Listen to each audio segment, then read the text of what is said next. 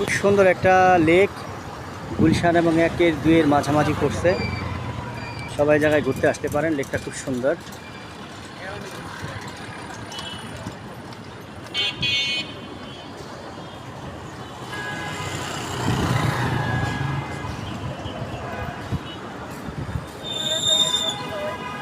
আশেপাশে অনেক high construction building আছে। ওই যে দারাজের বিল্ডিংটা দেখা যায়, আপনাদের দেখাইতেছি দারাজের বিল্ডিংটা।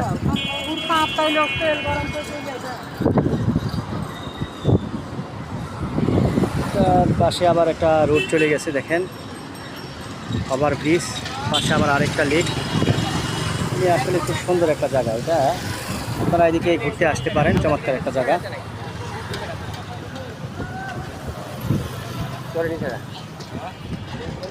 পাশে আবার একটা গার্ডেন আছে, খুব সুন্দর গাছগাছালি লাগিয়েছে।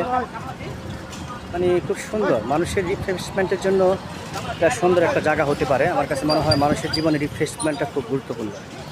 খুব সুন্দর, এই দেখেন কি সুন্দর গাছগাছালি দিকে, চমৎকার।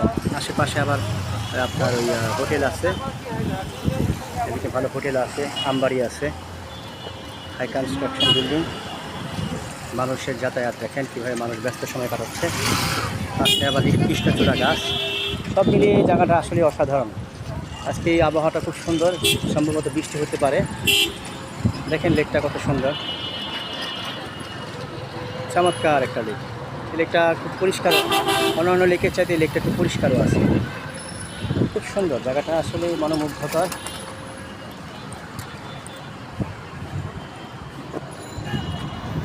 যত দূরে চোখ যায় মনটা জুড়িয়ে যায়, দেখেন কি সুন্দর।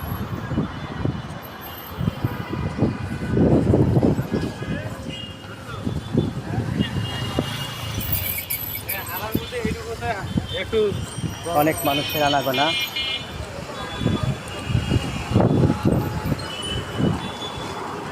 পাশে আবার দেখেন কি সুন্দর ব্যানার লাগিয়েছে।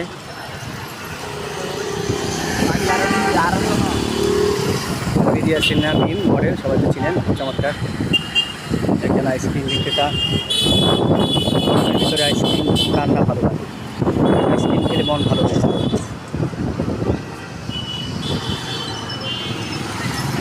আইসক্রিম, ধরনের জুস সব আছে। সব মিলিয়ে জায়গাটা আসলে অসাধারণ একটা জায়গা। সামনে আবার বনানী থানা পুলিশ চেকপোস্ট দেখা যায়, নিরাপত্তা ব্যবস্থাও খুব ভালো।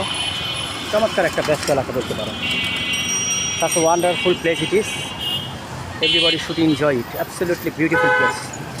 চমৎকার। ওই যে আরেকটা লেক, ওই লেকটা নিয়ে আপনাদের আমি আগেও একবার দেখেছিলাম।